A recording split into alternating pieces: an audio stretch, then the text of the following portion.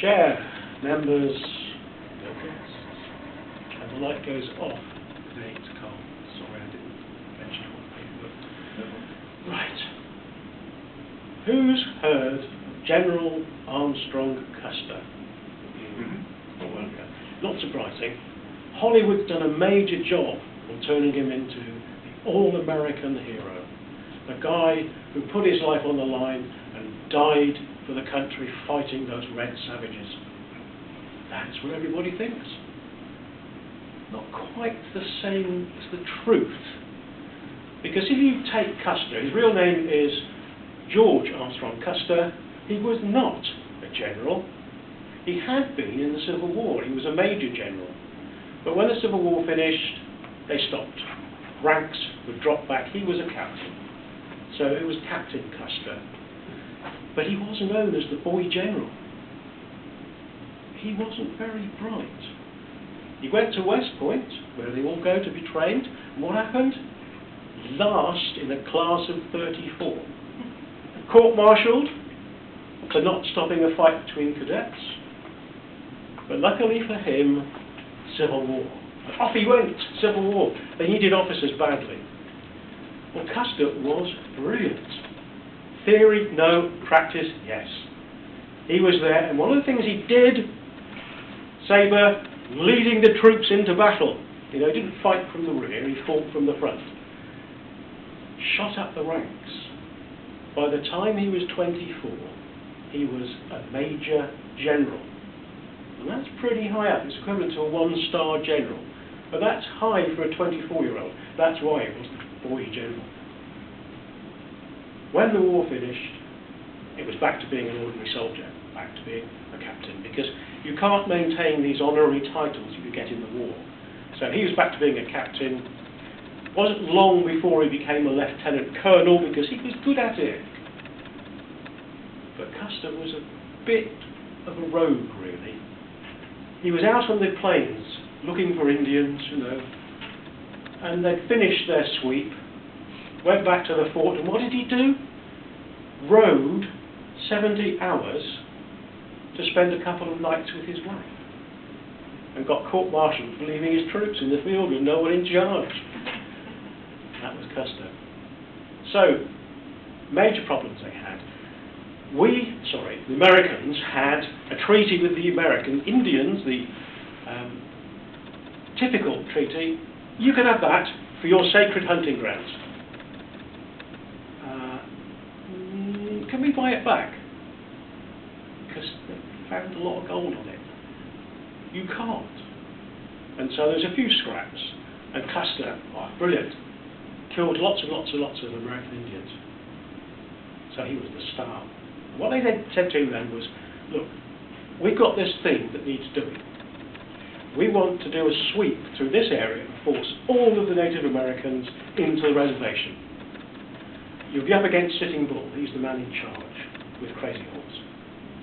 And so there were 3 generals plus Lieutenant Colonel Custer, as he was then. He wasn't a general. Lieutenant Colonel Custer. Everyone called him General, of course, because they all remembered General Custer. So anyway, he was there, Lieutenant Colonel. He had the 7th Cavalry. They were going to go to find Sitting Bull and sort of corral him, just go right round him and hold him till the rest of them came, because nobody knew where he was. Custer was offered 2nd Cavalry to help. No, don't want them. He wanted all the glory for the 7th. Couple of Gatling guns. Gatling guns, 350 rounds a minute. You know, when you start winding one of them round, you can kill lots of people. No, we all know. Need 4 horses to pull them. We want to move quickly. Can't do that. So off he went. Horses and a mule train carrying spare ammunition, etc.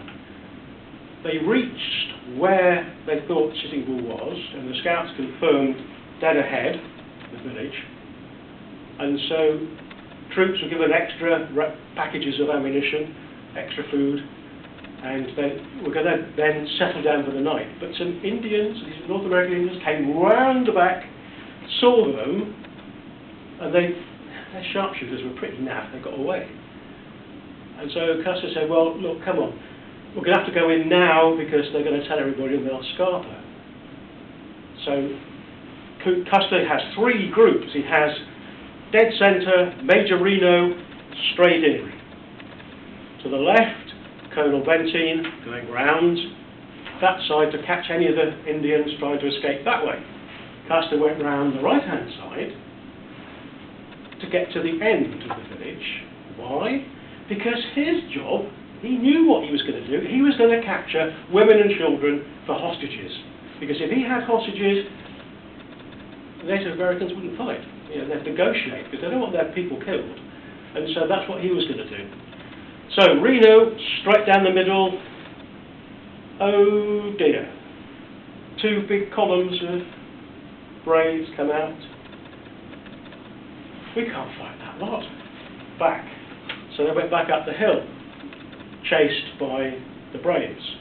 Now, the intelligence said, you have only got 800 braves to worry about.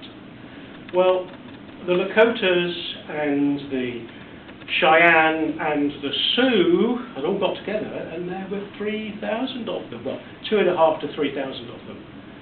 Far too many. And so Custer, he was travelling down the right-hand side. Reno was at the top. Colonel Benteen was way out of range. None of them could talk to each other. None of them could support each other. So there he is, Custer going down the right-hand side.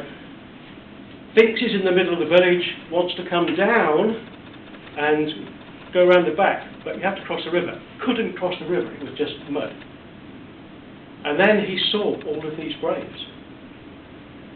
Time to get out, so he turned around and started going back up the hill. The braves knew the way over the river, and they were up after him. So there was this gun battle going on all the way up as Custer tried to get somewhere high high ground to be able to keep them under control. Reno had run back and was up the hill. Meanwhile, Colonel Benteen had come back, and they joined up. They could hear the battle. Benteen said, let's go and help Custer. Reno said,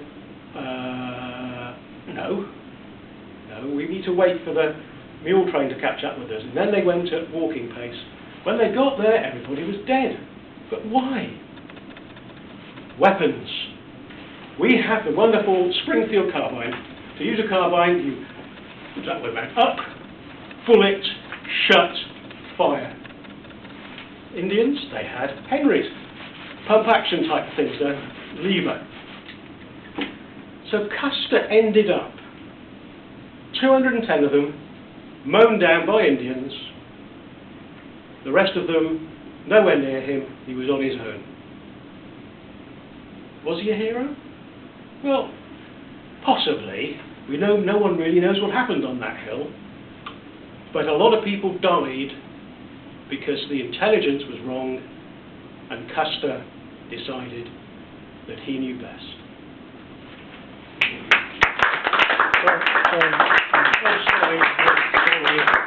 Sorry, questions? Thank you, Brian. That was very good. Any questions for Brian? Who took up the PR then and made Custer into a hero? Was it politically done for a specific reason? The basic problem was this was the first time on the plains that the US Army had been thrashed. And that didn't go down well because Native Americans were savages. How on earth could they kill someone like Custer? There must have been something really seriously wrong. They must have used odd practices and really got something going out there for Custer to lose. And so the PR machine got in there to prove that Custer was the hero he was. Films were starting to be, lots of books and pictures painted of Custer. And one of the things that were wrong, they had Custer standing there with his sabre, with the flag. Nobody had sabres. Custer had banned sabres on that particular trip because they got in the way with high-speed riding. And so he banned it. So any picture you see with Custer with a sword fighting Indians at Little Bighorn, no, didn't happen. Just find out, because I remember all the pictures you see of it, the Indians are in this stereotype way, going around in circles with bows and arrows. It's the first time I've heard that they had modern rifles. Oh yes, the Indians were using bows and arrows, lances, lances and clubs.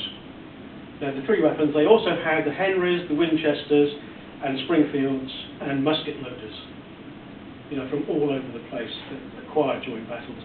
And so they were very well armed. And if you've got 3,000 of them that can fire bullets faster than you can, you really don't have much chance. Anybody else?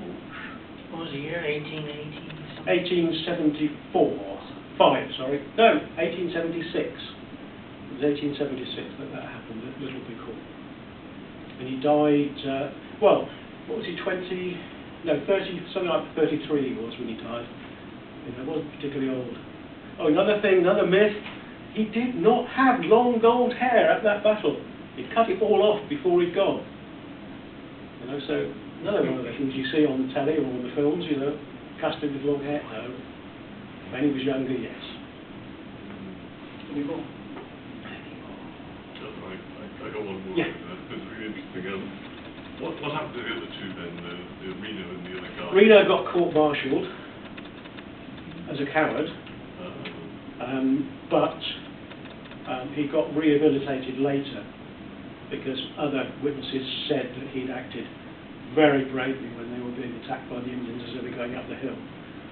He looked after his troops, got them at the top. Benteen joined him from the other side, and the two groups managed to hold back the Indians, who then said, sod this, we're not going to win anything here, let's go. So they went back and had a go with Custer, because they could see with all the other troops there, they had a much better chance of getting scalps over there. Any more? Oh, and General Terry turned up to rescue Benteen and Reno. Any more? So Brian, finally, would you turn your back? So the objective of this speech was to inform and to entertain. So can I have a show of hands if you were suitably informed and entertained? Thank you. Brian, the audience were suitably informed and entertained. Thank you.